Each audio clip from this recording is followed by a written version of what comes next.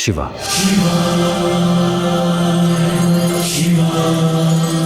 ಈಗ ಎಲ್ಲವೂ ಮೊದಲಿಗೆ ಬಂದು ನಿಂತಿದೆ. ನಾವು ಈ ಹಳ್ಳಿಗೆ ಬಂದಾಗ ಮಾತೆ ನಿನ್ನ ಜೊತೆ ಜಗಳವಾಡುತ್ತಿದ್ದ. ಆಗ ಅವರ ಸ್ನೇಹ ಸಂಪಾದನೆ ಮಾಡುವುದು ಅಷ್ಟೊಂದು ಕಷ್ಟಕರವಾದ ಕೆಲಸವಾಗಿರಲಿಲ್ಲ. ಆದರೆ ಈಗ ಕೋಪ ಬೇಸರಗಳು ಜೊತೆಯಾಗಿವೆ.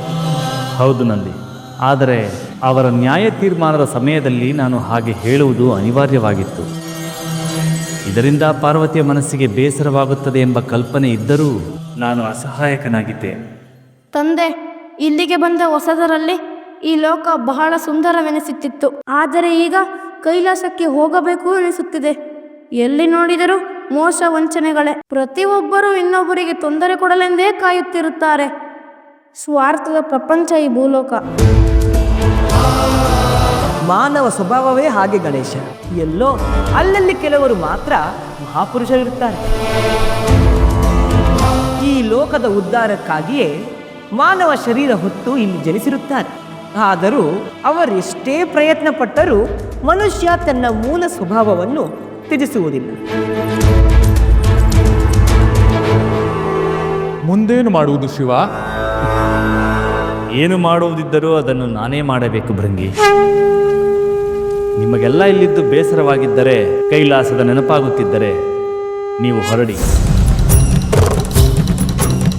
ನನಗಿದು ಅನಿವಾರ್ಯ ಕರ್ತವ್ಯ. ಇಂದೆಲ್ಲ ನಾಳೆ ಪಾರ್ವತಿಯ ಮನಸ್ಸು ಬದಲಾಗುತ್ತದೆ. ಅವಳ ಅಂತರಂಗದಲ್ಲಿರುವ ಪ್ರೀತಿ ಅವಳನ್ನು ನನ್ನೆಡೆಗೆ ನಡೆಸುತ್ತದೆ. ಮಧ್ಯದಲ್ಲಿ ಬರುವ ಇಂತಹ ಅನಿರೀಕ್ಷಿತ ಘಟನೆಗಳಿಂದ ಕಾರ್ಯ ಸ್ವಲ್ಪ ವಿಳಂಬವಾಗಬಹುದು ಅಷ್ಟೇ. ನಮ್ಮ ವಿವಾಹವಾದ ಮೇಲೆ, ಅವಳ ನೆನಪುಗಳೆಲ್ಲ ನಿಚ್ಚಳವಾದ ಮೇಲೆ ನಾವು ಕೈಲಾಸಕ್ಕೆ ಮರಳುತ್ತೇವೆ. ಏನಿದು ಶಿವ? ನಾನು ಬಂದಾಗಿನಿಂದ ನನ್ನನ್ನು ಕಳಿಸುವ ಪ್ರಯತ್ನವನ್ನೇ ಮಾಡುತ್ತಿದ್ದೀಯಲ್ಲ. ಈ ನಂದಿ ಗಣೇಶನಾದರೆ ನೀನು ಇಲ್ಲಿಗೆ ಬಂದಾಗಿನಿಂದ ನಿನ್ನ ಜೊತೆಯೇ ಇದ್ದಾರೆ.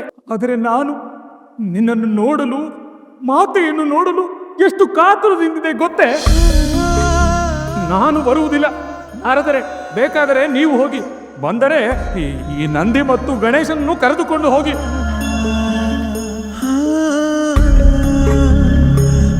ನಾನು ಹೋಗುವುದಿಲ್ಲ. ನಾನು ಮಾತೆಯನ್ನು ಕರೆದುಕೊಂಡೆ ಕೈಲಾಸದ ನೆಲದ ಮೇಲೆ ಕಾಲಿಡುವುದು.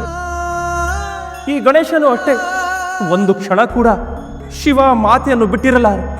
ಅಲ್ಲವೇ ಗಣೇಶ? ಹೌದು, ಮಾತೆಗೆ ನನ್ನ ನೆನಪಿಲ್ಲದಿದ್ದರೆ ಏನಂತೆ?